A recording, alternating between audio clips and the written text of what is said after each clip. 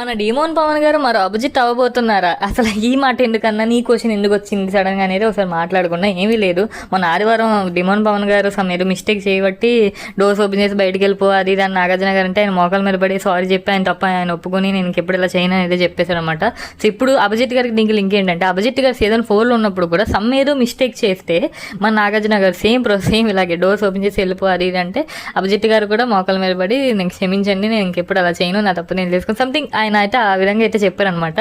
So ఇప్పుడు ఎందుకు ఈ మాట అన్నానంటే, అప్పుడు అలాగైతే మన అభిజిత్ గారు ఆయన చేసిన తప్పును ఒప్పుకుని ఆయన తప్పుని తెలుసుకుని మళ్ళీ ఆయన గేమ్ని మార్చుకుని అభిజిత్ గారు సీజన్ 4కి విన్నర్ అయితే అయిపోయారనమాట. సో ఇప్పుడు మన డీమోన్ పవన్ గారు కూడా మిస్టేక్ చేశారు, ఆయన సారీ చెప్పేశారు, అయిపోయింది. ఇప్పుడు నుంచి ఆయన తప్పుని తెలుసుకుని ఆయన ఇంకోసారి ఆ మిస్టేక్ చేయకుండా ఆయన గేమ్ని ఇంప్రూవ్ చేసుకుంటే సీజన్ 9కి డీమోన్ పవన్ గారు విన్నర్ అయ్యే అవకాశాలు ఉన్నాయి అని చెప్పి కొంతమంది అంటున్నారు. ఇది నేను ఓన్గా చేసింది, నా ఓన్గా నేను అనుకుని చెప్పింది కాదు ఈ వీడియోలో, నేను చెప్పిందంతా కూడా.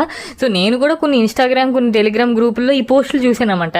మన డీమోన్ గారికి అభిజిత్ గారికి కంపారిజేషన్ చేసిన పోస్టులు చూసి అప్పుడు నాకు ఐడియా వచ్చి అవును కదా మీకు చెప్దామని చెప్పి ఈ వీడియో చేసేనే తప్ప నేను ఓన్గా చేసింది అయితే కాదు.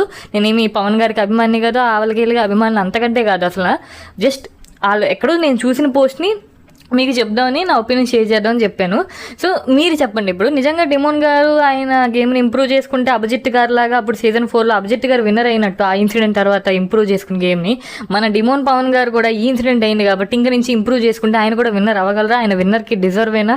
అసలు అభిజిత్ గారికి మన డీమోన్ గారికి కంపారిజేషన్ కరెక్ట్ అయినా కాదనేది మీరు కామెంట్స్లో చెప్పండి. చెప్తాను, ఈ వీడియో నేను పర్సనల్గా చేసింది కాదు, నేను కొన్ని సోషల్ మీడియా ప్లాట్ఫామ్స్లో ఇది చూసి మీకు చెప్దామని చెప్పి ఈ వీడియో చేశాను. మళ్ళీ నేను ఏదో డీమోన్ గారికి బయాస్, డీమోన్ గారి ఫ్యాన్, నేను కావాలని చేసిన డిమాండ్ గా లేపుతున్నాను ఇలాంటివి అయితే కామెంట్స్ అయితే పెట్టకండి.